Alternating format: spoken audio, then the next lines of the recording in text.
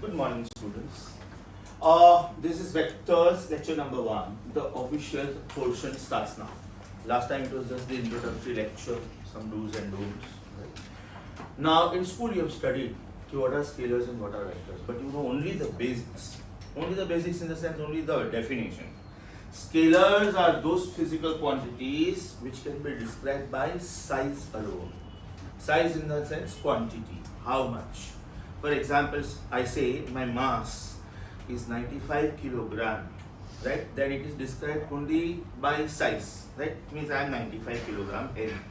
In which direction? Obviously you know. Whether I am in a sitting position or a standing position or a sleeping position, I am going towards north or I am going towards northeast. Every time my mass is 95 kilogram only. Likewise, when I talk about my height also is a scalar.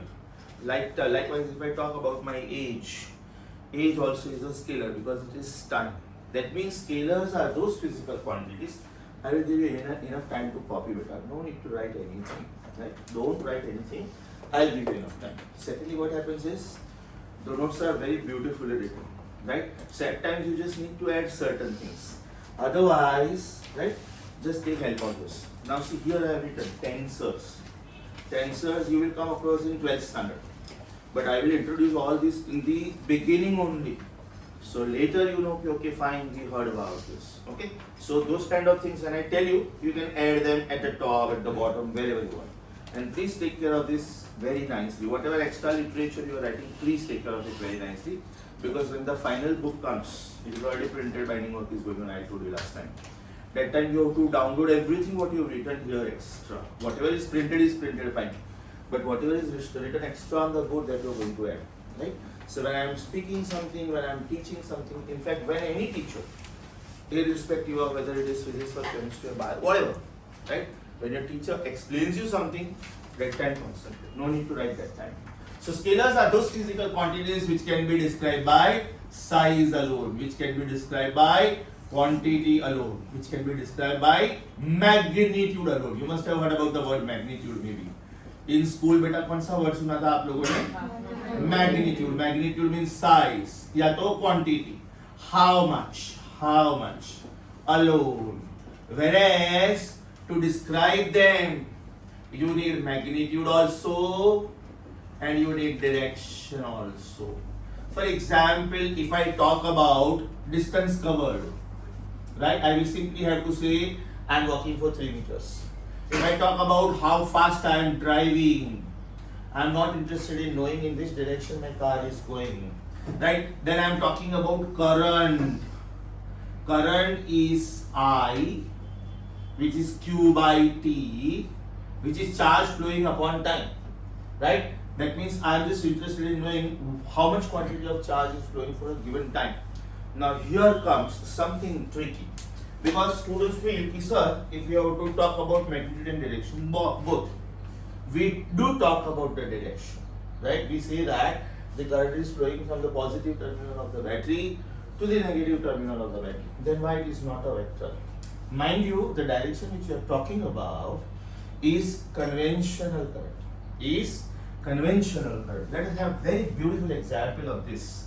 If this is the battery, okay, and if this is the resistance connected to the battery, resistance means the one which is going to offer opposition to the flow of charges, right? Now when I switch on the battery, the smaller line is indicating cathode and the bigger line is indicating anode, the positive terminal of the battery. If you think about the day-to-day life batteries, right, then this, as you know, is a pencil cell, right? इसमें जो protruding part है, that is positive terminal and this is negative terminal.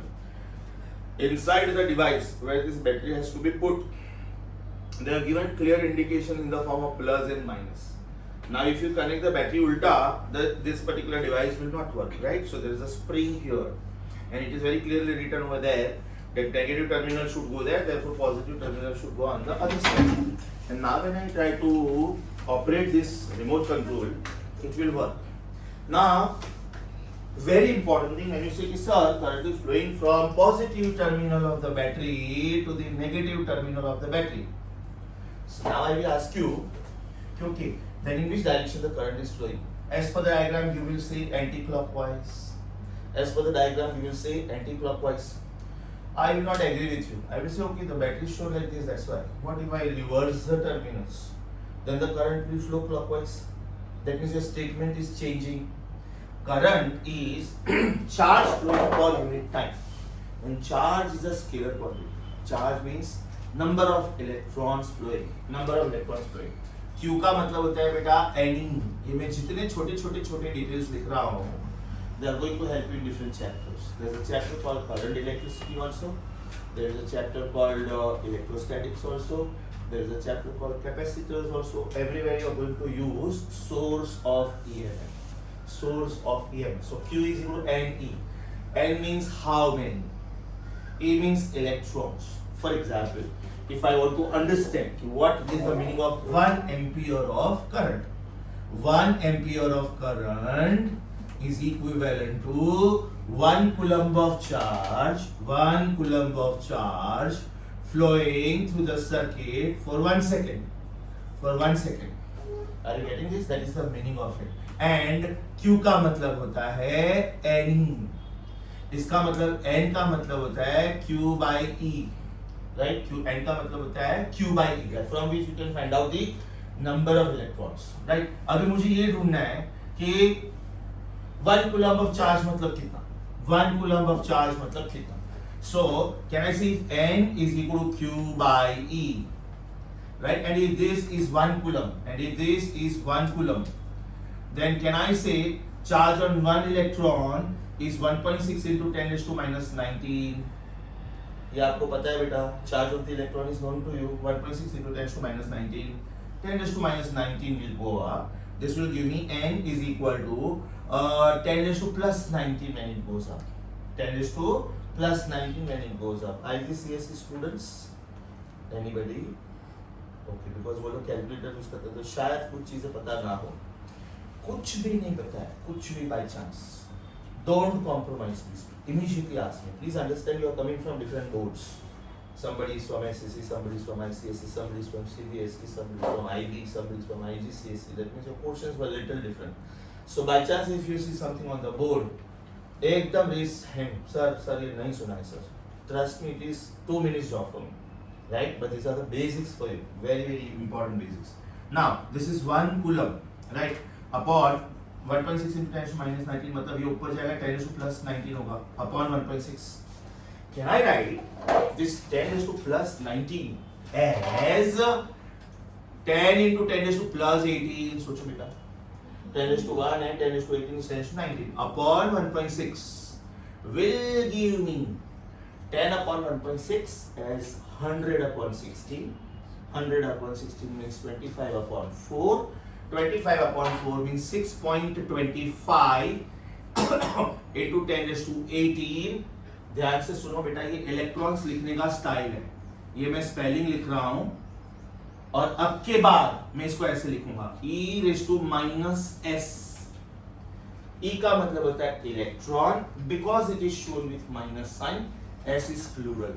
Now why am I emphasizing so much on this?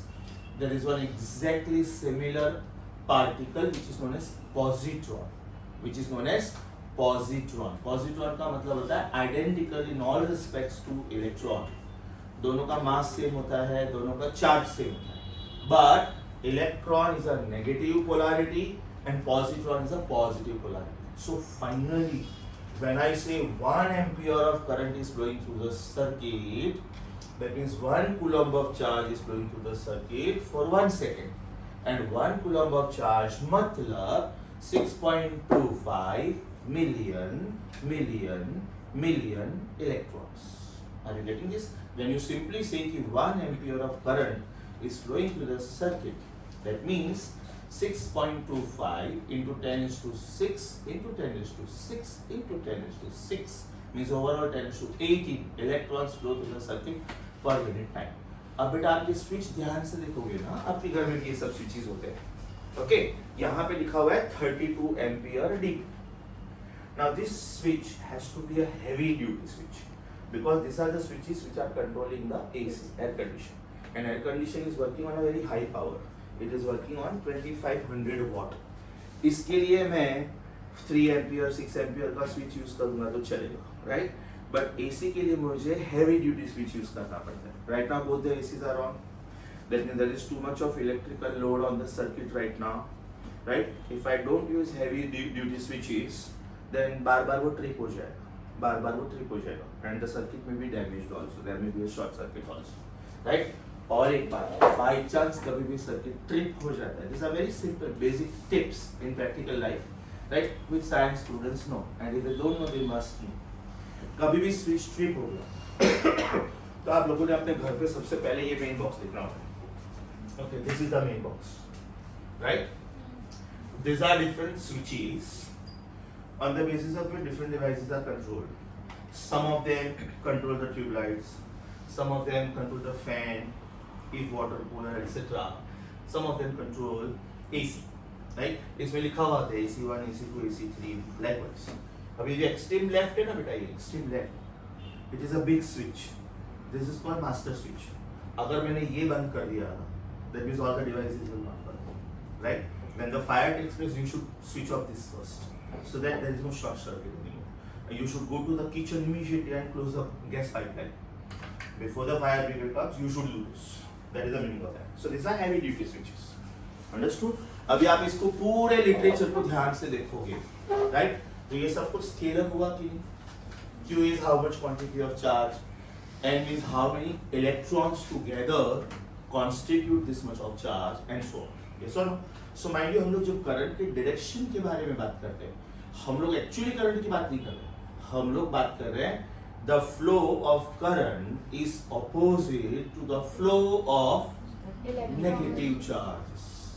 अब ध्यान से सुनो, ये negative charges मैंने क्यों बोला. ये तो सोर्स ऑफ ईएमएफ है. मान लो मैं वोल्टामीटर ले लेता. वोल्टामीटर सुना है आप लोगों ने? These are two different words, हाँ. One is voltameter, another is voltmeter. One is voltameter, another is voltmeter. Voltameter is the one which helps you to understand the process of electrolysis. Electro का मतलब होता है electrical, lysis का मतलब होता है to break. Electrolysis means with the help of electrical energy, it should break.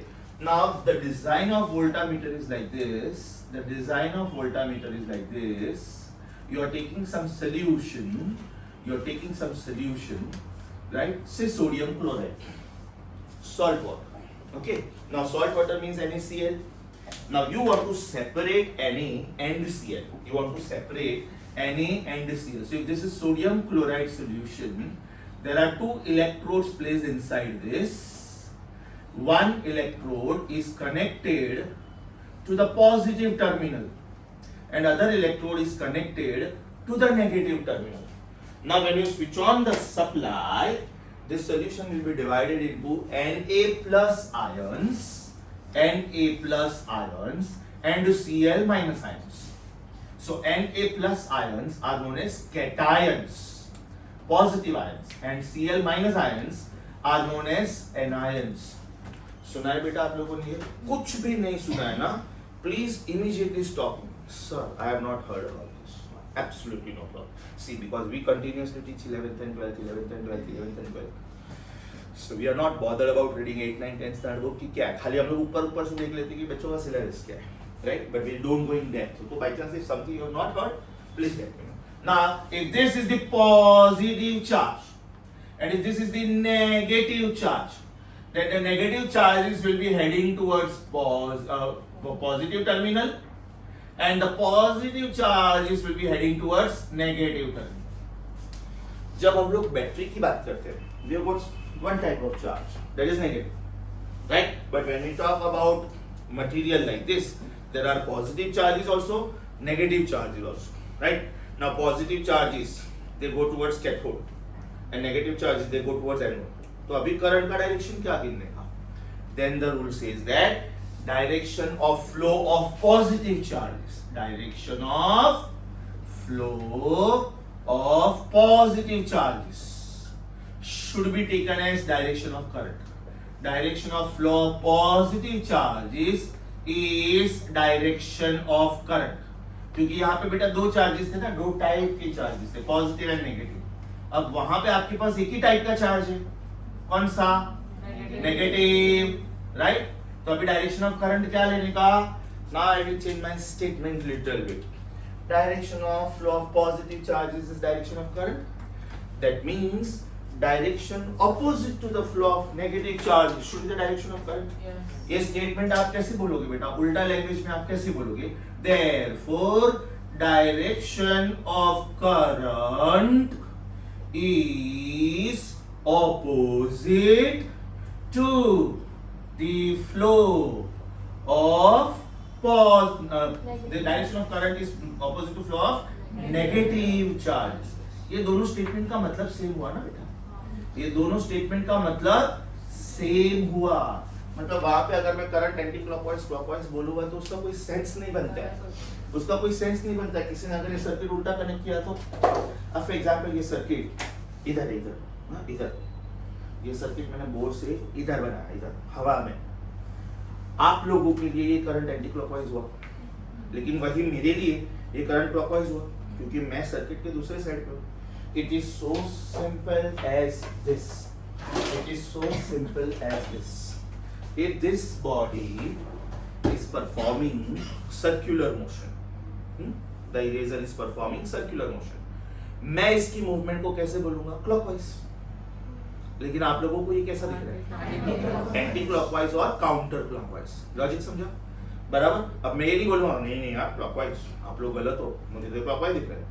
आप लोग सब मेरे को बोले नहीं सर, फिर in that case you are wrong, because हमको तो ये एंटी क्लॉकवाइज दिख रहा है. Can we say none of us are wrong? Both are correct because it's a relative thing. It is a relative thing. Get up? Get up?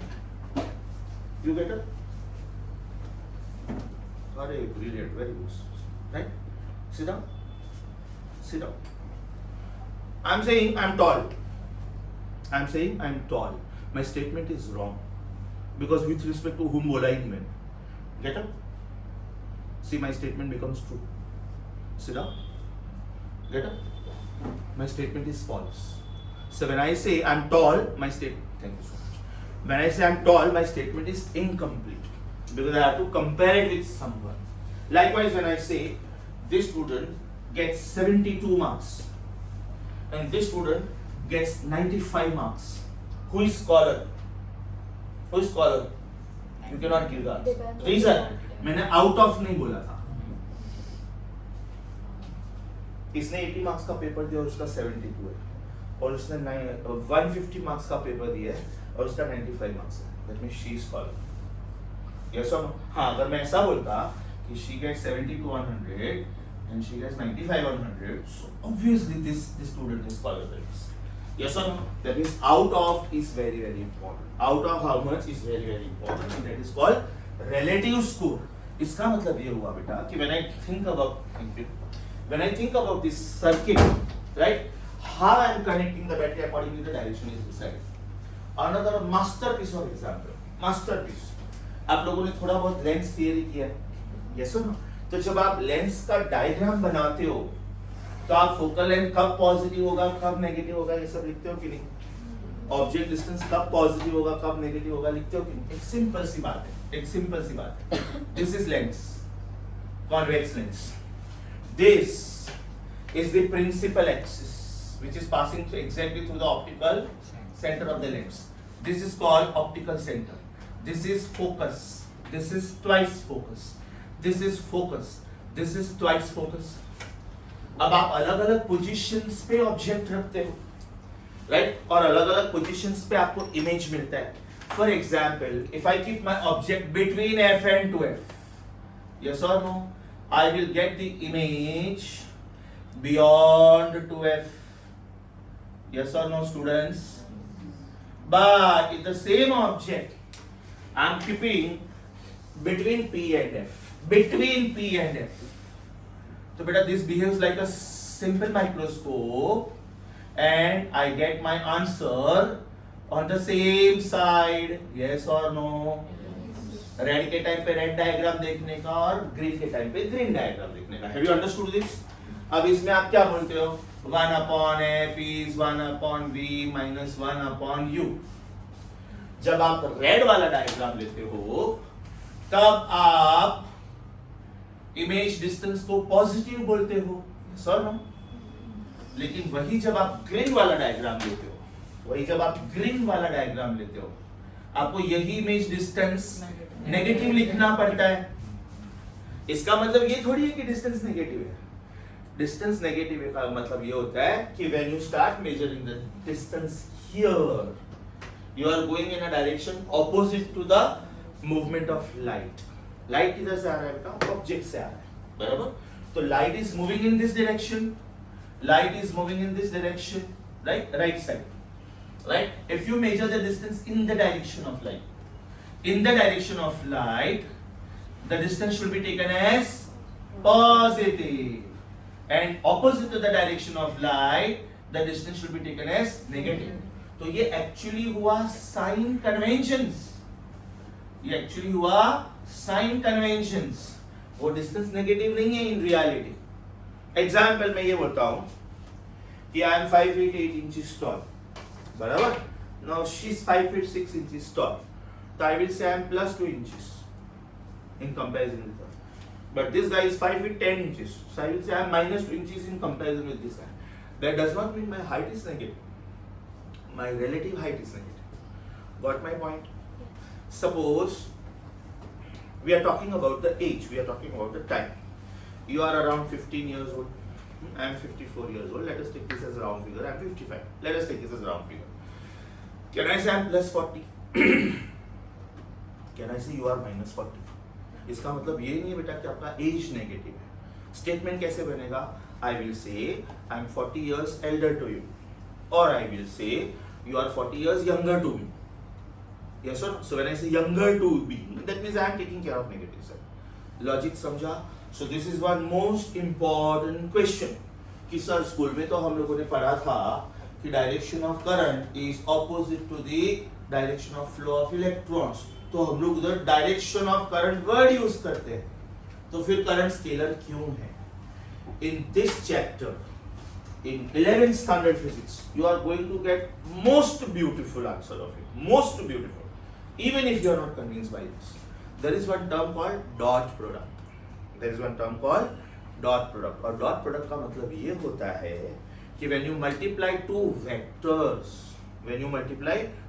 vectors, your final answer is scalar. When you multiply two vectors, your final answer is scalar. So later we are going to do current is dot product of current density and area. ये फिलहाल नहीं समझेगा बेटा, क्योंकि पहले आपको dot product क्या है वो समझना पड़ेगा, which is around 6th to 7th lecture from now. I am counting today's lecture as the first lecture because today we have officially started with the syllabus. So somewhere around 7th lecture from now, we are going to study dot product. Mind you, vectors can be added, vectors can be subtracted, vectors can be multiplied, but vectors can never be divided. Vectors can be added. One vector plus other vector will give you some answer. I am going to cover that today itself. Vectors can be subtracted also. One vector minus other vector is some new vector. Vectors can be multiplied also. अभी multiply में दो possibilities है. Vector into vector may give you scalar, and vector into vector may give you vector also. Right? Vector into vector is a scalar, is called dot product. Dot. And vector into vector is a vector, is called cross product. Dot product is also called scalar product because आपका final answer scalar आता है, right? Cross product is also called vector product because आपका final answer vector आता है. So the most important thing about current is, though we talk about current का direction, that current is flowing in a direction opposite to the electrons, that is true only for source of EMF. If I don't have source of EMF, if I have voltmeter, extreme right side of the board, that means that solution is divided into two parts, two polarities, positive polarities and negative polarities. Positive charges are known as cations, negative charges are known as anions.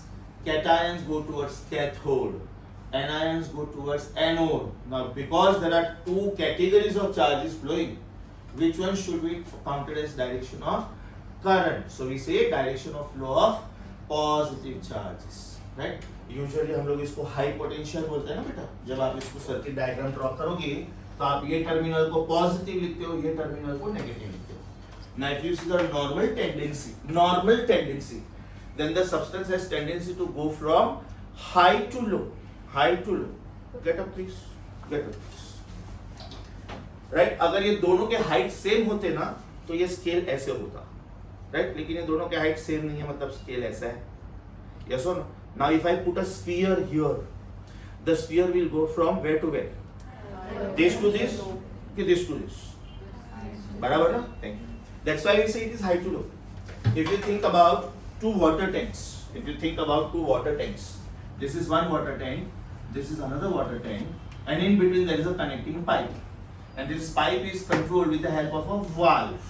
That means if you open the valve, water will flow from one tank to the other tank. Apply common sense.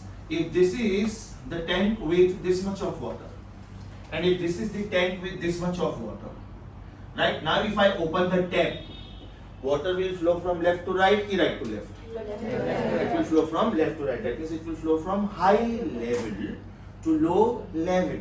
So in place of high level to low level, we say high potential to low potential. Right? Please note there is difference between potential and potential difference. There is difference between potential and potential difference. This point is at high potential. This point is at low potential, and therefore the difference of this is called potential difference. Logic समझा बेटा? Potential जब आप Ohm's law के बारे में बात करते हो ना, और जब आप लिखते हो V इक्वल टू IR, तो वो V पोटेंशियल नहीं है, वो पोटेंशियल डिफरेंस है। Oh my God, you have to be so careful. ध्यान से सुनो बेटा। When I write potential as work upon charge, तो यहाँ का जो V का सिंबल है वो हुआ पोटेंशियल। क्या हुआ? पोटेंशियल। लेकिन वही जब मैं इक्वेशन लिखता हूं V is equal to IR, same symbol V, now is called potential difference. बेटा बहुत माइन्यूट चीजें हैं, you have to be very very careful. Sometimes you will come across the same symbols, right? Because ABCD में सिर्फ 26 alphabets है, but there are thousands of physical quantities, so you have to be very alert about कौन सा symbol कब use करना है। Example, P stands for power also in physics. P stands for pressure also, which is force upon area. Power is work upon time. Pressure is force upon area. And mind you, P stands for momentum also. सुना है बेटा momentum आप लोगों ने? Momentum का मतलब होता है mass of the body into velocity of the body. Mass of the body into velocity of the body. Are you getting this? ये तीनों physical quantities आएंगे vectors में, right? So whatever small details I'm writing, you have to be careful about it. I will make you add many things, but you add them very systematically, either in your notebook or maybe in this literature. So later when the book comes, you can add it there, right? So scalars are those physical quantities which can be described by size alone or magnitude alone or quantity alone, whereas here you need magnitude and direction both. Now very important, ये आपने school में नहीं सुना है, ये आपने school में नहीं सुना है। Scalars can be added or subtracted with the help of simple rules of algebra. Simple rules of algebra का मतलब होता है 2 plus 3 is 5 only. 2 plus 3 is 5 only. 2 plus 3 cannot be any other number. Yes or no? But if you have vector of size 2 and if you have vector of size 3, then you will be surprised. The answer can be anything between 1 and 5. मैंने आपको दो vectors दिए बेटा, एक का size है 2, okay, और एक का साइज है 3। एक का साइज है 2 और एक का साइज है 3, okay. I am taking this two vectors, you can clearly see ये साइज में छोटा है, ये साइज में बड़ा है, राइट? अब अगर ये वेक्टर का साइज 2 है और ये वेक्टर का साइज 3 है, and if they are in the same direction, then the answer is 5। 2 plus 3। Sir, the answer can be negative also. वही कर रहा हूँ बेटा, मैं वही कर रहा हूँ। मैंने क्या बोला? The answer can be anything between 1 and 5, right? अब ये मैं ऐसे कर रहा हूँ, तो this is vector of size 2 and this is vector of size 3. This is the dominating one, तो my answer will be -1 because this is on the left side of number line. You are the audience. ये 0 हुआ, ये positive coordinates हुआ, ये negative coordinates हुआ. So now if this is vector of size 3 and if this is vector of size 2, then it depends on how are they directed. They are directed like this. इधर देखो, इधर देखो, इधर देखो. तुम्हारा डाउट क्लियर कर रहा हूँ मैं, right? When they are like this, or like this, or like this, or like this, or like this, or like this, or like this, my answers will be different all the time. Let us take this in place of 2 and 3. Let us take this as 3 and 4. I'm deliberately doing this. इसका size 3 है और इसका size 4 है. अब इसी का size 3 है और इसका साइज 4 है. बिकॉज वेक्टर्स का डायरेक्शन भी होता है. इसका साइज 3 है और इसका साइज 4 है. अब वेक्टर्स तो मैंने सेम साइज का लिया. When 3 and 4 are in the same direction, add. When 3 and 4 are in opposite directions, subtract. When 3 and 4 are at right angles, use your knowledge of Pythagoras theorem. Your answer will be 5. Your answer will be 5. इसका मतलब ये हुआ कि if I have scalars, ये बेटा 30 grams है और ये 40 ग्राम्स है, तो मेरा टोटल आंसर 70 ग्राम्स है और कुछ नहीं हो सकता है. लेकिन मेरा ये वेक्टर का साइज 30 है और ये वेक्टर का साइज 40 है, then depending on what is the angle between them, what is the angle between them, ये जो पॉइंटेड पार्ट होता है ना, इसको बोलते हैं tip of the vector. Tip. तो आपको देखना है कि इनके टिप्स कौन से डायरेक्शन में. Are the tips in the same direction? That means angle between them is 0. Are the tips at right angles?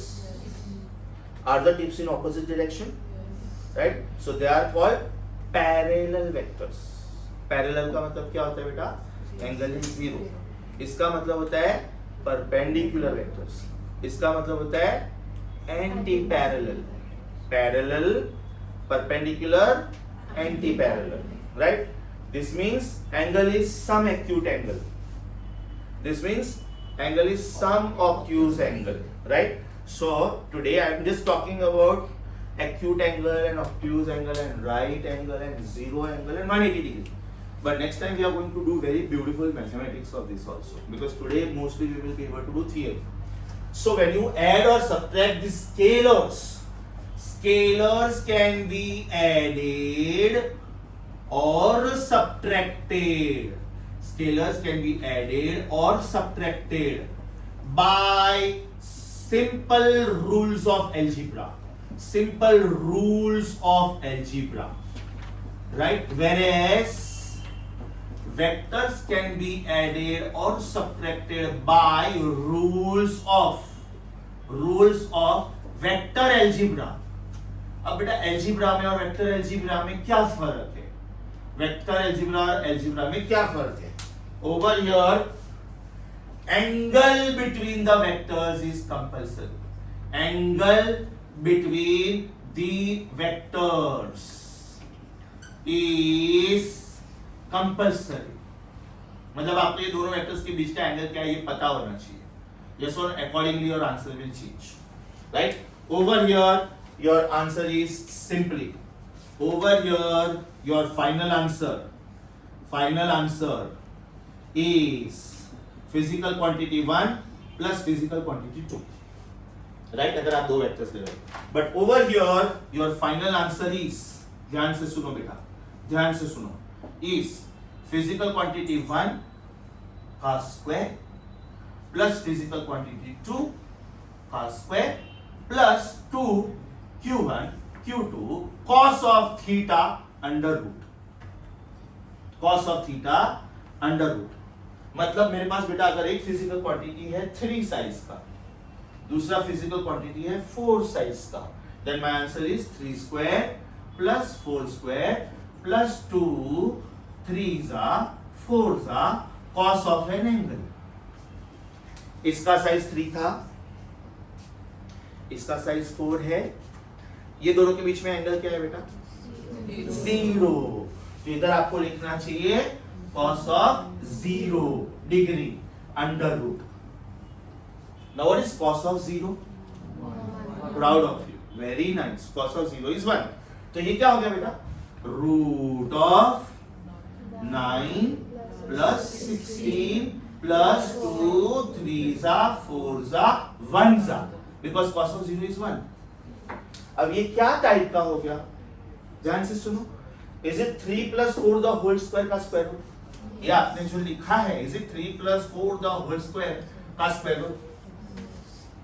मतलब आपका आंसर हो गया रूट ऑफ 25. लास्ट टाइम आपको लगा था कि आंसर ने जोक मारा, 1 equal to 2 प्रूव किया, 4 equal to 5 प्रूव किया, लेकिन वो जोक नहीं था. There was a serious message.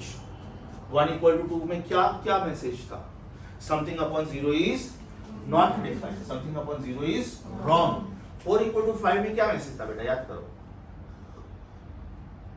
We have to consider positive and negative when we take root, we should consider positive and negative. अभी इसके हिसाब से बेटा आपका आंसर आना चाहिए प्लस माइनस 5, राइट. ये तो 7 हो गया, ये तो 7 हो गया, बराबर ना. प्लस माइनस 7, बिकॉज ये हो गया 49. 7 का square is 49. Now the rule says that size of the vector can never be negative. मैं ये बोल रहा हूं, size of the vector can never be. Direction can be negative, direction can be negative. When I am saying I am 40 years elder to you, or when I am saying when you are 40 years younger to me, so the word elder and younger indicates who is dominant, who is more. But can we say our age itself cannot be negative? So there is one most important golden rule: size of the vector is never negative. Please remember this. Size of the vector is never negative. Size का मतलब magnitude भी होता है. Does it mean that vector itself can be negative? Yes. Yes. ये vector है बेटा. आप लोग ऑडियंस हो, ये आप लोगों के लिए पॉजिटिव एक्स एक्सिस पे जा रहा है. अब ये वेक्टर को मैंने ऐसे पकड़ा, तो अब ये नेगेटिव की साइड पे है. So vector can be rotated, turned wherever you want. You can rotate it this way, you can rotate it this way, you can rotate it this way. Vector can be rotated. Accordingly, the vector may be negative, but the size of the vector is never negative.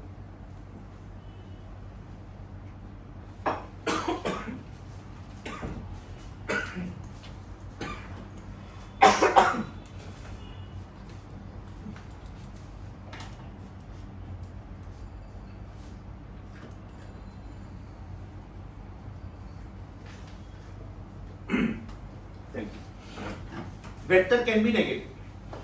अगर आप इसको displacement vector बोलते हो, तो this is displacement vector of size 4 along positive x axis.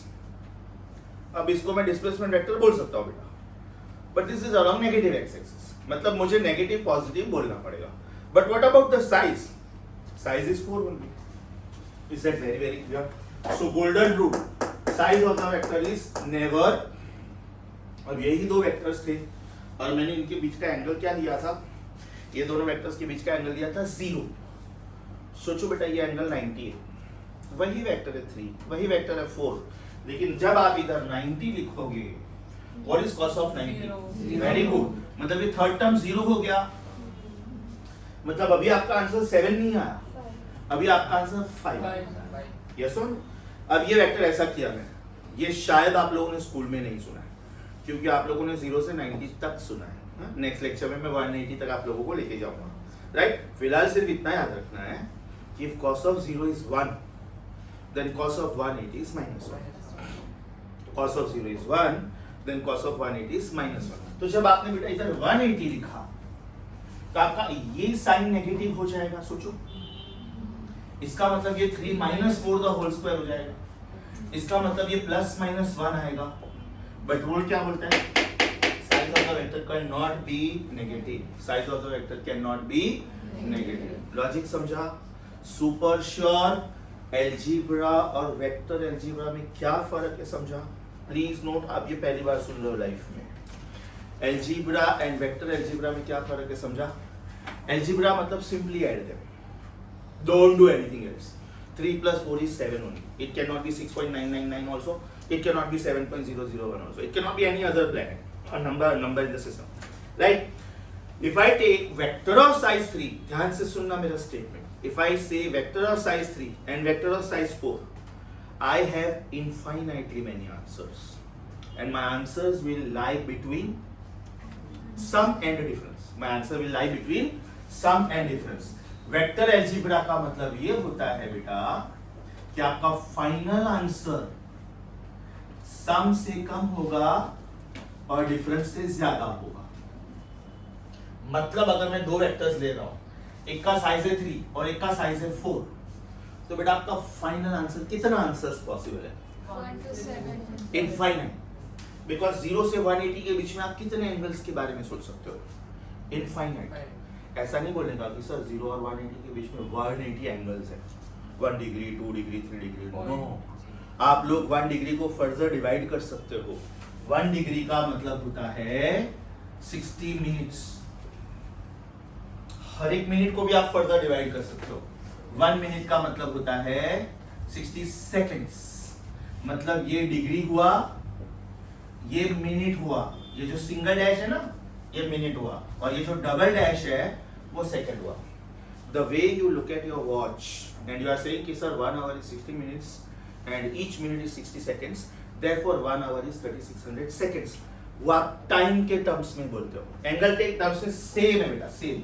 ये आपका protractor है, ये आपका 0-180 लाइन है, ये आपका 90 डिग्री का लाइन है. इसका मतलब अगर इसको 0 गिनते हो, इसको 90 गिनते हो, तो इसको 180 गिनो. हाँ, अगर आप एंटी क्लॉकवाइज गए तो. अगर आपको क्लॉकवाइज जाना है कोई बात नहीं, इसको 0 बोलो, ये 90 हुआ, ये 180 हुआ. Now that depends on whether you are righty or you are lefty. How way you are comfortable. Both are correct. Right? Now this 90 is divided into 3 equal parts. 30, 60. बाद में this is further divided into 2 equal parts. This is 45 degree.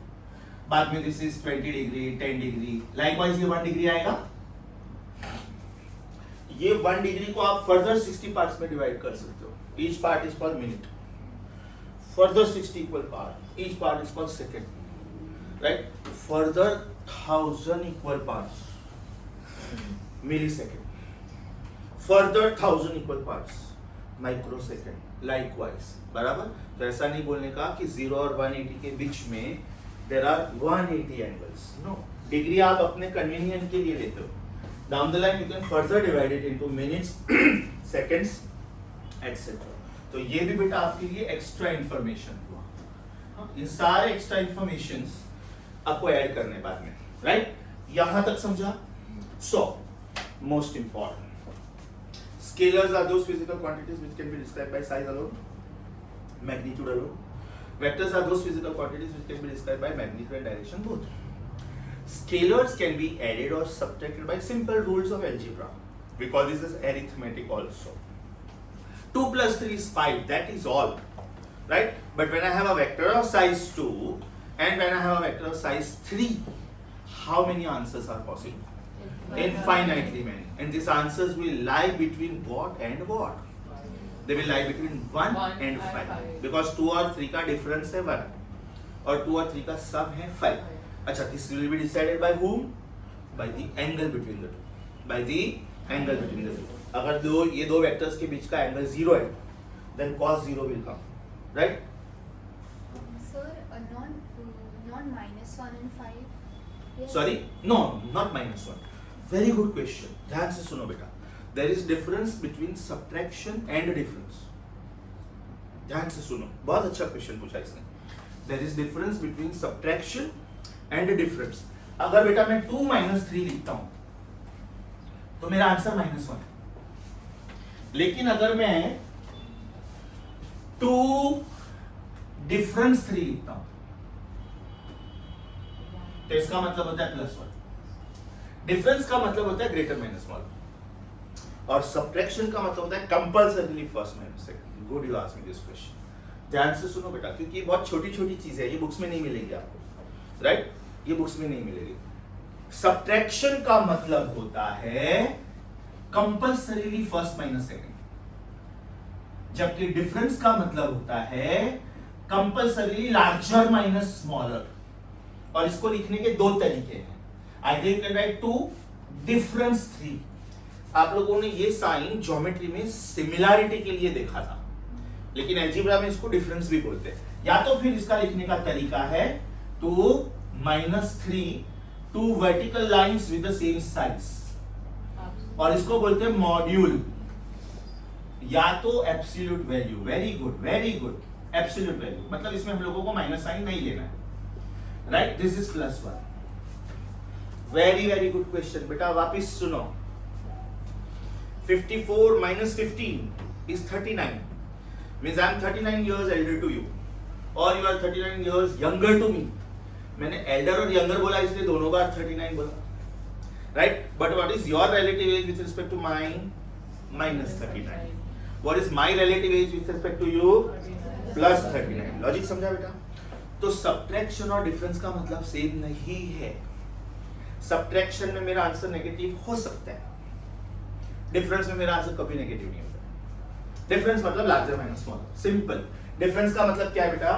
Larger minus smaller. Subtraction का मतलब क्या होता है? First minus second, okay. जबकि difference का मतलब क्या होता है? Larger minus smaller, right?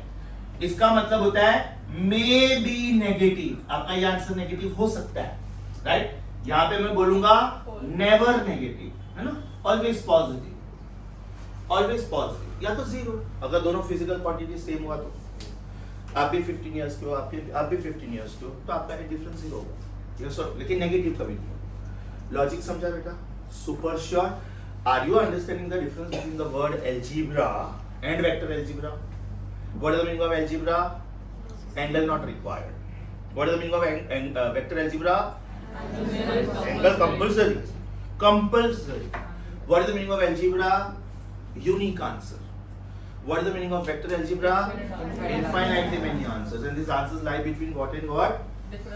Sum and difference. अच्छा, what is the meaning of difference? Cannot be negative. Check कर बेटा क्या लिखा है? Size of the vector can never be negative, however small the vector is.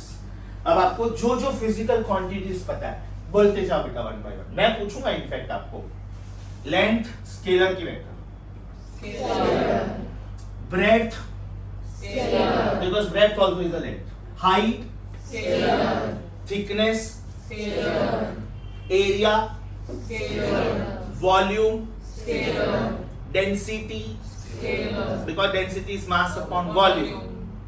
So while explaining current, you said that area is vector. Sorry? Area is vector. दो चीजें बेटा, दो चीजें, मैं उस पर भी आ रहा हूँ। Area and surface area are two different things. Area का मतलब होता है ये, एरिया का मतलब होता है ये, length into breadth. So suppose length is 10 and breadth is 8, area is 80 square centimetre. Area vector हम लोग जब क्रॉस प्रोडक्ट शुरू करेंगे ना तभी मैं डिफाइन करूंगा।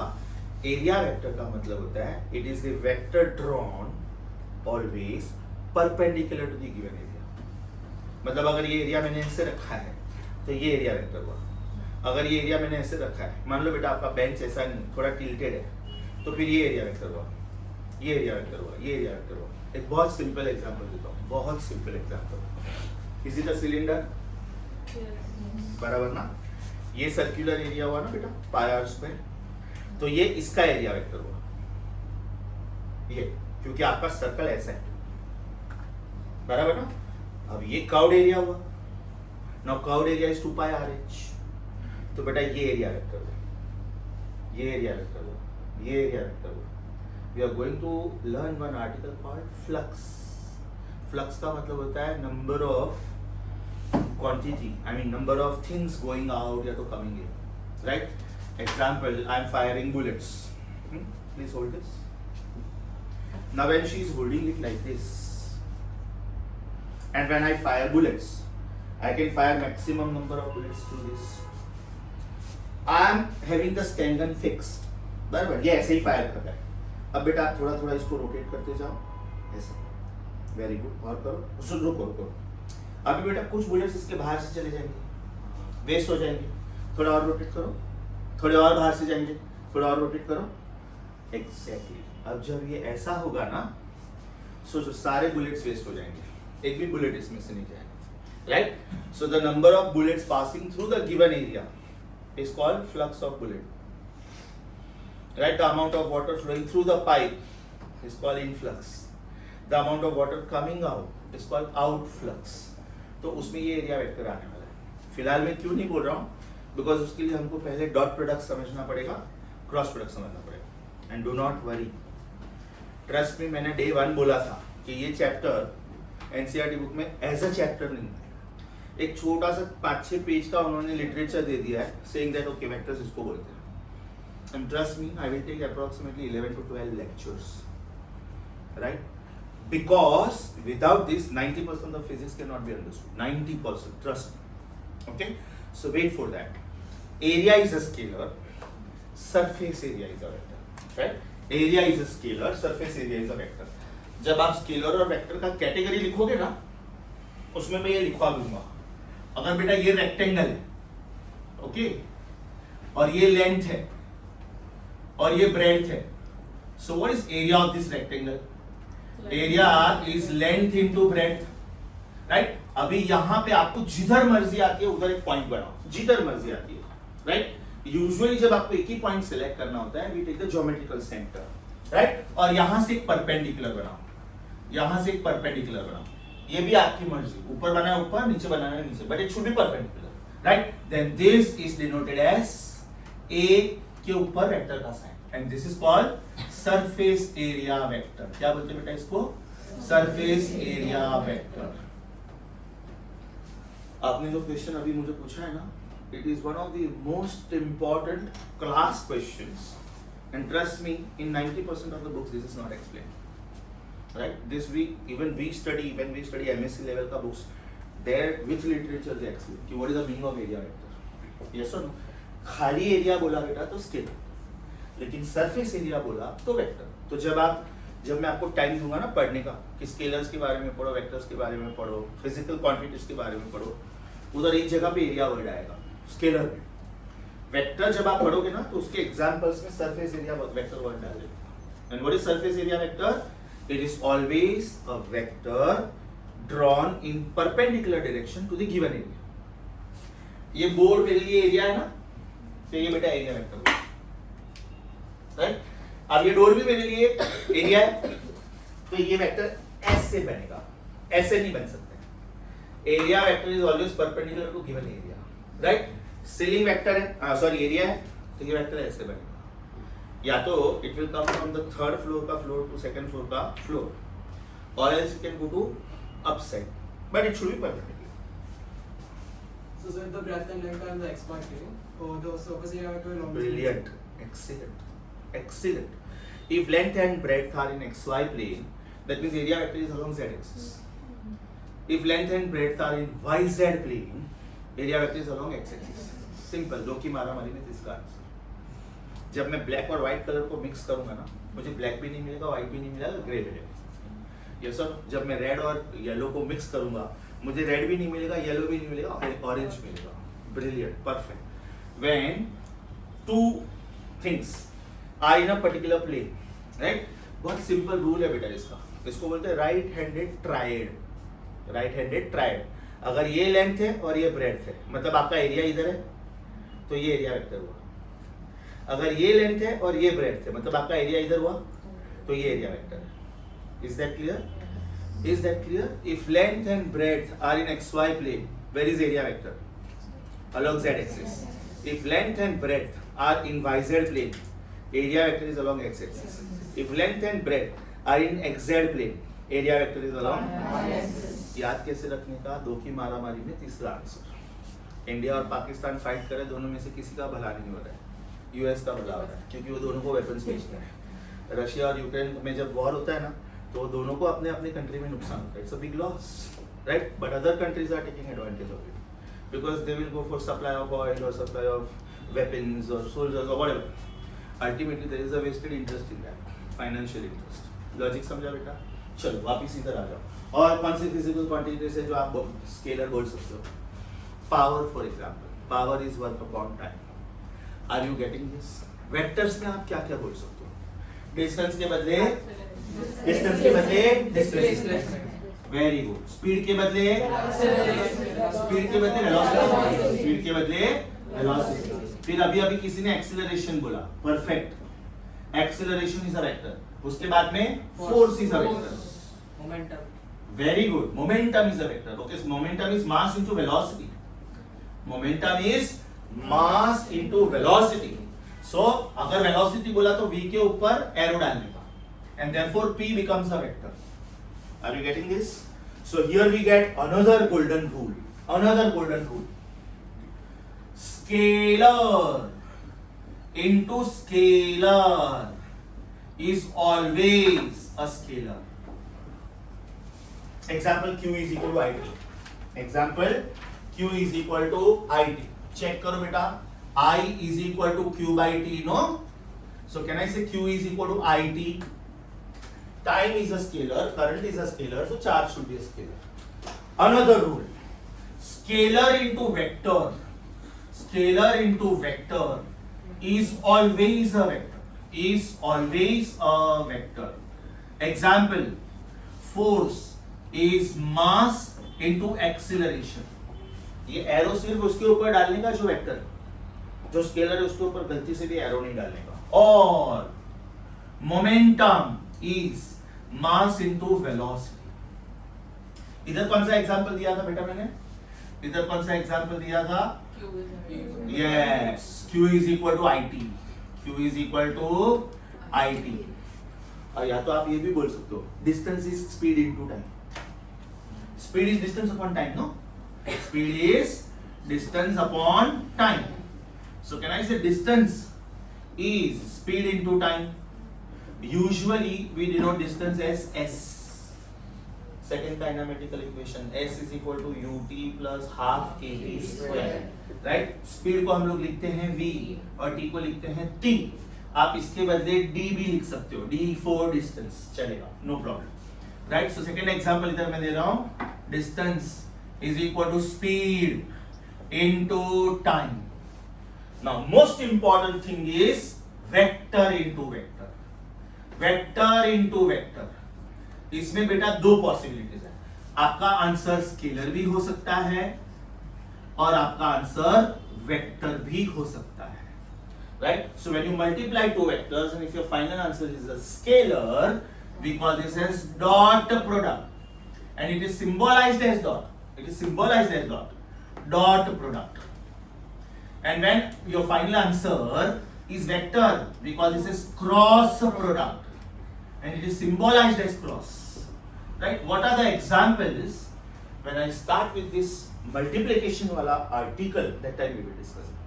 Today we will be able to do addition and subtraction only. Today we will be able to do addition and subtraction only. यहाँ तक मैंने जो भी बोला समझा? Rapid fire round बेटा. Before you read, scalars are those physical quantities which can be described by size alone. Vectors are those physical quantities which are described by size and direction. मतलब direction is compulsory. Scalars can be added or subtracted by simple algebra. What is the meaning of algebra? Angle not required. Right? And over here angle is compulsory. And thereafter you can put down the examples. There are many examples. आप लोगों को जब आप literature पढ़ोगे ना उसमें कुछ examples दिए होंगे. But in future when you start with a new chapter, there are three things compulsory for you. One, the topic which you are talking about, what is the unit of that? अगर मैं chapter force के बारे में बात करूँ तो उसका unit होना चाहिए न्यूटन. फिर इसका dimensions होता है. What are the dimensions that you are going to understand in the chapter? Measurements. आपका जो first book आएगा ना उसमें 2 chapters. और तीसरा है उसका status. Status in the sense it is a scalar or a vector or none of them. अभी बुक्स में ये none of them वाला टॉपिक नहीं दिया है. None of them का मतलब होता है tensors. So time would be a tensor quantity or a scalar quantity? Scalar बेटा. I'm coming to that because she asked me a question. Time is a scalar. Time is a scalar. अभी tensor का example सुनो. Tensors are those physical quantities which cannot be categorized under scalars also and vectors also because they do not obey these rules. Vector algebra को एकदम simple example देता हूँ बेटा. ये word को बोलते हैं स्ट्रेस. स्ट्रेस ये मैंने एक रबर बैंड दिया. I am applying force on this. you know very clearly that my intentions are to break the rubber band, right? मुझे मैग्नीट्यूड पता है कि मैं क्या मसल पावर अप्लाई कर रहा हूँ, क्या फोर्स अप्लाई कर रहा हूँ, मुझे डायरेक्शन भी पता है कि एक ये बाजू और एक ये बाजू. But when this rubber band breaks, can you give me assurance that it will break in two equal parts? No. It may be 50-50, it may be 49-51, it may be 37-63, it may be 20-80. I really don't know. इसका मतलब ये हुआ कि in spite of applying magnitude, in spite of knowing how much force I am applying, in spite of knowing direction, I cannot give you assurance, right, that it will break in how many parts. How many parts? चलो ठीक है, 2. But in what proportion? Then that is called tensor. It is something like transgender beta. Transgender. Male और female की characteristics एकदम well defined है biology में, right? But sometimes the child is having characters of both male and female. So we call it as transgender. मतलब neither male nor female. They have got the mixed characters. Are you getting the meaning of that? समझा? So tensors are those physical quantities which cannot be categorized under scalars or vectors. Example, stress. फिर और एक example आने वाला है moment of inertia. अब ये फिलहाल आपको सुपर बाउंसर जाएगा.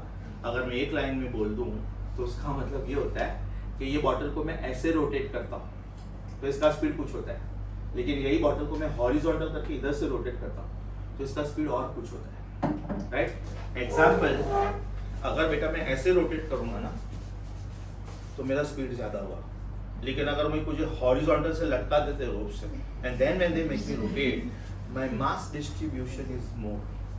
ये पेन को बेटा आप ऐसे रोटेट करो, ये पेन को आप ऐसे रोटेट करो, so my finger is the line passing to the centre of this pen. Same pen same. अब आप इसको ऐसे रोटेट करो. पहले वाले में इसका मास डिस्ट्रीब्यूशन कम है तो इसका स्पीड ज्यादा होगा, और दूसरे वाले में इसका मास डिस्ट्रीब्यूशन ज्यादा है तो इसका स्पीड कम हो जाएगा. If you want to understand this very beautifully with the help of live example, see the belly dancing. When the belly dancer is dancing, when she wants to go fast, her arms will be like this, and when she wants to slow down, she will do this, she will do this. इसका मतलब अपने को लगता है कि ये dance का style है, नहीं, इसके पीछे फिजिक्स है. Ultimately when she wants to go fast, she will get the arms close, close, close, something like this, something like this, something like this, right? Now you spread your arms like this, right? मेरा मास तो वही है ना. अगर मैं 95 kg का हूँ तो बेटा 95 kg में ऐसे भी हूँ, 95 kg में ऐसे भी हूँ, 95 kg में ऐसे भी हूँ, 95 kg में ऐसे भी हूँ, बट हर एक टाइम मेरा स्पीड अलग अलग होगा. When my mass distribution is the least, I will go the fastest, and when my mass distribution is more, much more, I cannot lift my second leg also. Anyone? Yes sir. That time my speed will be less. तो उसको बोलते हैं बेटा moment of inertia. वो पूरा chapter है. So the moment of inertia pressure के ऊपर depend है. प्रेशर के ऊपर भी डिपेंडेंट है, एंगुलर स्पीड के ऊपर भी डिपेंडेंट है. There are so many things. Right now if I try to talk about that ना, you need background of about 3 to 4 chapters. Is it clear? So we have to wait. Right now in whatever simple way I can explain this, I am explaining you this. Stress का मतलब समझा बेटा? Stress is in a way is pressure. हम लोग बोलते हैं ना कभी कभी डे टू नाइट में, that man is under tremendous mental stress. So stress means pressure, right? Over here I know I am applying force on some given cross sectional area of the rubber band, but I cannot give you guarantee कि ये 2 part में टूटेगा तो उसका proportion क्या होगा. Yes और no. एक सिंपल सी चीज है बेटा, हर एक इंसान का टॉलरेंस लेवल अलग अलग होता है. ये 3 बच्चों ने मेरा होमवर्क नहीं किया, मैं तीनों को डांटता हूँ. अभी मैंने जो data that is force applied, that is force applied on them. लेकिन ये तीनों का इमोशनल लेवल अलग अलग है ना, तो मैं गारंटी नहीं ले सकता कि मेरे ये डांटने पे कौन कैसे रिएक्ट करेगा. वो डर गई, एकदम रोना शुरू हो गई because she is hyper emotional. इसने थोड़ा पॉजिटिव वे में सोचा कि यार मेरा कुछ गलती होगा करके नैन्सो ने डांटा होगा. नैन्सो को ऐसे थोड़ी शॉक होता है कि डांटेगा, and she is mentally very strong. Okay sir, next time नहीं करूँगी. मैंने उसको चाटा मारा, सीरियस. मेरे पास एक स्टूडेंट था, ऐसे डांट दिया ना तो एक बच्चा रो देगा, इसको मैं मारने का sir give me high five, मेरी चैनल स्माइल। इसका मतलब ये हुआ बेटा कि मेरा डांटने का इंटेंसिटी सेम था, because all the students are same for me, right. लेकिन सबका रिएक्शन अलग अलग है। कोई बच्चा मुझे पॉजिटिव लेगा कि sir is very caring, you know, अगर मैं कुछ गलत करता हूँ या तो करती हूँ तो मेरे पापा मुझे डांटते हैं कि बेटा ऐसा नहीं करना चाहिए, तो sir also is very caring, नहीं तो सर को क्या पड़ी है ना, तुम्हारा फीस आ गया मेरे जेब में पड़ा हो, निकल जाओ चुपचाप, पैसा कमा रहा हो, है ना। बट व्हेन आई से बेटा ये नहीं करने का, it will take you away from becoming a doctor, तो इट डिपेंड्स। एक बच्चा ऐसे सोच सकता है कि यार नयन वर्मा होता क्या यार, पूरे लाइफ में मैं 15 साल का हो गया, अभी तक मेरी मम्मी पापा ने मुझे डांटा नहीं, who the hell is it. तो इसका रिएक्शन देने का तरीका अलग हो गया, हाँ, इसका रिएक्शन देने का तरीका अलग हो गया, इसका रिएक्शन देने का तरीका अलग हो गया। Are you getting my point? So when it is undetermined we call this as tensor. हाँ, अभी आपके बुक में जो जो नहीं होगा वो आपको ऐड करना है, right. Now there will be one word called electric intensity. Electric intensity का मतलब होता है how strong the electric field is. अभी जैसे इसमें पेंसिल सेल्स है, हाँ, 2 पेंसिल सेल्स है, 1.5 वोल्ट, 1.5 वोल्ट, 3 वोल्ट। तो जब मैं इसको टच करूंगा ना तो मुझे इतना झटका नहीं लगेगा, because human body can tolerate that voltage, right. लेकिन अगर मैंने सॉकेट में अपना हाथ डाल के स्विच ऑन किया तो मुझे 230 वोल्ट का झटका लगेगा, यस और नो, और बाल खड़े हो जाएंगे अगर है तो, कंडीशन अप्लाई, दो ठोके नहीं लगेंगे, ओके। और अगर मैंने ट्रेन के ओवरहेड वायर को टच कर दिया गलती से तो immediate death, because that voltage is 25,000 volt, yes और no. So that is called electric intensity. Similar word है magnetic induction, how strong the magnetic field is. आपका मोबाइल फोन है, आपका टीवी का स्क्रीन है, आपका कंप्यूटर का स्क्रीन, उसके आसपास में स्ट्रॉन्ग मैग्नेट को नहीं लाने का, नहीं तो उसका स्क्रीन उड़ जाता है, उसका इलेक्ट्रॉनिक सर्किट फेल हो जाता है। टीवी का प्राइस अगर सपोज 2.5 लाख रुपया है तो उसमें जो पिक्चर ट्यूब होता है ना दैट इज 1.5x। तो अगर किसी का टीवी स्पॉइल करना तो एकदम पावरफुल मैग्नेट लाके उसके स्क्रीन के पास निकल दे। You are a science student, that means you should know this, that does not mean you should practise this, है ना। किसी का सर्किट जाना है तो ऐसा बेल बजा देते, उसके बाद ना उसमें मैचस्टिक भरा दे, वो बेल बजता है तो ऐसे होता है टिंग टॉन्ग टिंग टॉन्ग टिंग टॉन्ग। तो आप अपना फिंगर लिफ्ट कर लेते हो ना, अभी फिंगर लिफ्ट नहीं करना है तो आप टिंग टॉक टिंग टॉक टिंग टॉक तो नहीं कर सकते ना, ओनर बाहर आके मारेगा। आपको उसका सर्किट उड़ाना है, स्विच ऑन, मैचस्टिक या तो कुछ तो उसमें फंसा दो और भाग जाओ वहां से, बिकॉज उसमें अभी ये होता है टिंग टॉक टिंग टॉक टिंग टॉक। So lot of heating effect of electric current is there and that coil will burn, उसके घर का फ्यूज उड़ जाएगा। Don't do this, everywhere surveillance cameras are there. As a science student, you should know some things, but you should never misuse them. Logic समझा बेटा? Sure. आपके literature का I have taught you first 4 pages. First 4. Page 1 ध्यान से पढ़ो. बाद में क्या क्या ऐड करना है मैं बोलता हूँ. पहले सिर्फ page 1 पढ़ो. पहले सिर्फ page 1. Torque is force into perpendicular distance. Torque का मतलब होता है फोर्स इनटू परपेंडिकुलर डिस्टेंस। ध्यान से सुनो बेटा, force is required to produce linear motion and torque is required to produce angular motion. I will give very beautiful example. Please come, बाहर जाओ, पीछे जाओ, प्लीज कम।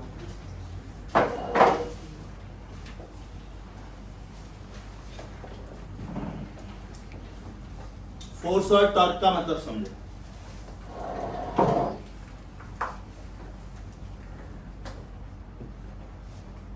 होमवर्क नहीं किया? देखना है बाकी लोगों को, एक्सपेरिमेंट चल रहा है। क्या है, होमवर्क नहीं किया? This is force. हाँ, सॉरी बेटा, I just put my leg on your leg so that you don't fall down. Homework नहीं किया? This is force, this is torque. Homework नहीं किया नाला, डैडी को that means this body is twisting. Are you getting my point? This is force and this is top. Is that clear?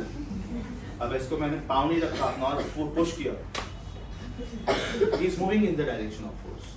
अभी भी मैंने इसको force apply किया है, but my intention is not to move him, my intention is to twist him. Right? Thank you so much. समझा ना तुझे क्यों बुला रहा है? ये तो फेंट हो जाता मेरा करियर बर्बाद। नयन सर की क्लास में कैजुअलिटी हो गई। सर एक एक्सपेरिमेंट कर रहे थे, बच्ची गई ऊपर।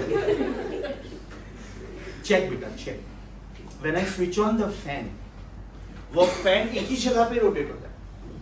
ऐसा नहीं कि कभी फैन इधर है फिर उधर गया फिर उधर गया, फिर तो ये क्लास में एक ही फैन इनफ है मेरे लिए, है ना। ये बच्चों के लिए 2 सेकंड के लिए, फिर बाकी पीछे गया फिर पीछे। That means that fan is not moving from its place, it is rotating at a spot. So एक सेंटेंस लिख के रखो, फोर्स प्रोड्यूसेस लीनियर मोशन।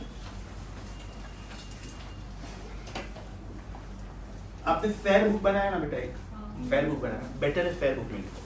तो क्या होगा ना, बाद में जब आप इसको बुक में लिखोगे ना, जो नया बुक में तो इजी पड़ेगा। बट कोशिश करो सारी की सारी चीजें एक ही बुक में होगी ना, छोटा छोटा note, that will be better, because at the time of exam when you read you have the thing in front of. जब हम लोग सुनते हैं ना, वो टाइम पे सब समझ में आता है, 2-3 दिन के बाद उसमें से कुछ चीजें हम भूल जाते हैं। तो अगर आपने वो लिखा हुआ है ना, तो वो याद आ जाती है, हाँ इसका मतलब ये था। So always have a habit of writing something, adding something in your notes and so on. एक सेंटेंस लिखो बेटा, force produces linear motion and torque produces rotational motion or angular motion.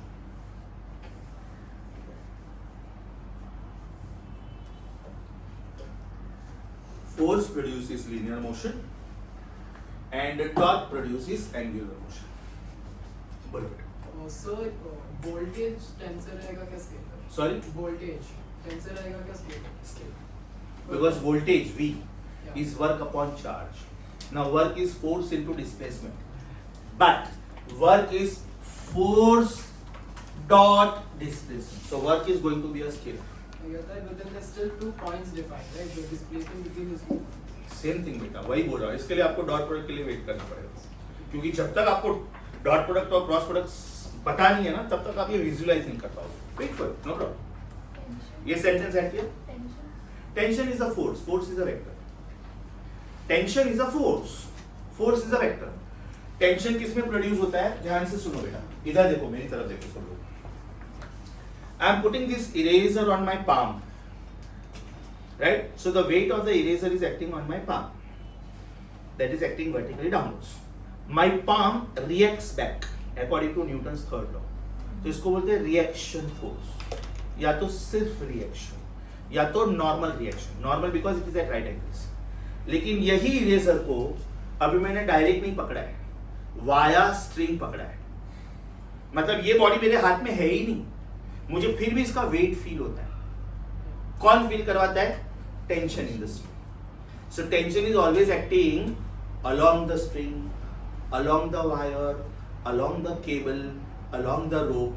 जब आप बंजी जंपिंग करते हो ना, तो उसका एक परफेक्ट साइंस होता है। एक पर्टिकुलर वेट के बियॉन्ड आपको बंजी जंपिंग अलाउ ही नहीं करेंगे, क्योंकि हो सकता है उसका रोप एकदम इलास्टिक होता है, लेकिन हो सकता है वो रोप टूटेगा नहीं आपके वेट की वजह से, नो, लेकिन आपके बोन के बीच में जर्क आ सकता है, and that may dislocate the bone. If you go for some rides, there are some weight restrictions. अभी जैसे मैं कभी भी हेलीकॉप्टर में जाऊंगा ना, मुझे पायलट के बाजू में बैठना अलाउड ही नहीं, because I am obese, because I am heavy. उसका है ना बैलेंस हिल जाता है, राइट? तो they will take your weights.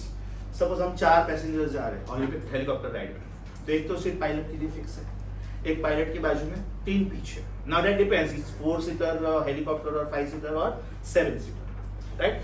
तो पायलट के बाजू में जो बंदा बैठेगा, that person should be about 60-65 kg। मतलब मुझे अगर मैं पायलट को रिक्वेस्ट करूँ, प्लीज यार मुझे वो 270 डिग्री व्यू दिख रहा है, please charge me more, but I want to sit with you, ना बोलेंगे लोग, because it may result into accident, balance जाता है उसमें। लॉजिक समझा बेटा? So tension means force, and tension is develop along the string। जो आप लिफ्ट देखते हो ना, लिफ्ट, उसमें हैवी मेटल केबल्स होते हैं। लिफ्ट के अंदर जब आप जाओगे तो उसमें लिखा होता है maximum 6 persons, maximum load 480 kilogram. इसका मतलब ये नहीं कि 500 किलोग्राम पे वो केबल टूटेगा, लेकिन उसका इलास्टिसिटी डिस्टर्ब होता है, राइट? और बाद में क्या होगा ना, लिफ्ट एग्जैक्ट सेम फ्लोर पे आके नहीं रुकता है, थोड़ा ऊपर या तो थोड़ा नीचे रुकता है। That means you are permanently damaged the cable by some amount. Is that very very clear? आपका बॉडी में कुछ सपोज एक्सीडेंट की वजह से फ्रैक्चर आ गया, कुछ कट आया, कुछ स्कार आया, अभी डॉक्टर उसको एकदम अच्छे से स्टिचिंग करके सिल लेगा, लेकिन वो स्कार तो रहता है लाइफ टाइम। ये सब भले एकदम minute, now that depends on the efficiency of the doctor, how nicely the doctor has taken the stitches, but वो जो ओरिजिनल स्किन था वो तो नहीं आता है, वो तो रह जाता है, कुछ मार्क रह जाता है, कुछ ना कुछ रह जाता है। Are you getting this? चलो बेटा, पहले सिर्फ आप पेज 1 पढ़ोगे। The size of the vector cannot be negative, so the negative sign is only because of direction. Perfect, very good. Negative sign is only because of direction, but otherwise size of the vector can never be negative. आप लोग page number 1 अपने notes का ध्यान से पढ़ोगे। So torque axial vector only. Torque will be axial vector, but you have to wait for that. School में सुना है ये वर्ड? नहीं सुना? कोई बात, नो प्रॉब्लम। आत्मा, अरे एक बच्चा नया ज्वाइन, उसके पास नोट्स नहीं, जल्दी दो। और किसी के पास नोट्स नहीं है? ये वाला? Anybody who just recently joined?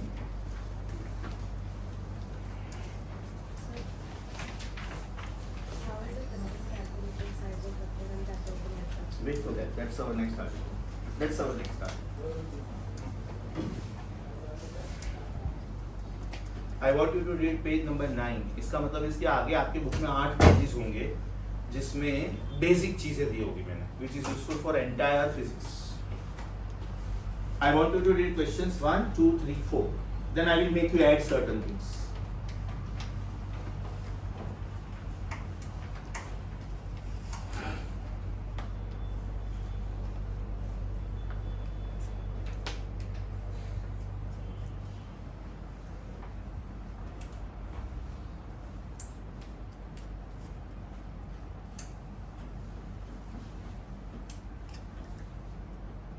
Two words have to be highlighted very nicely. One is area. Examples of scalar में होगा देखो. One is area. And other is current. Current word भी आया होगा ना उधर. Examples में होगा बेटा. What are scalars and what are the examples? Yeah. Length आया, mass आया, time आया, area आया, volume आया, work आया, बराबर?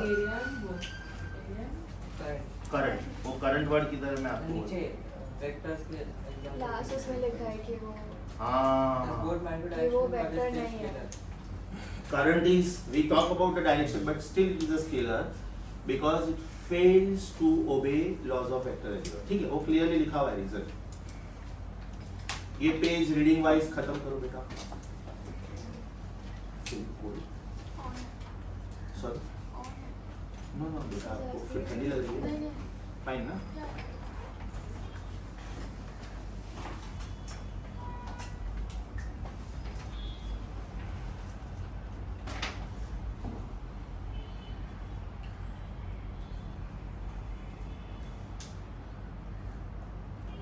पढ़ के हो जाए तो जरा मुझे बोलो प्लीज, पढ़ के हो जाए तो मुझे बोलो।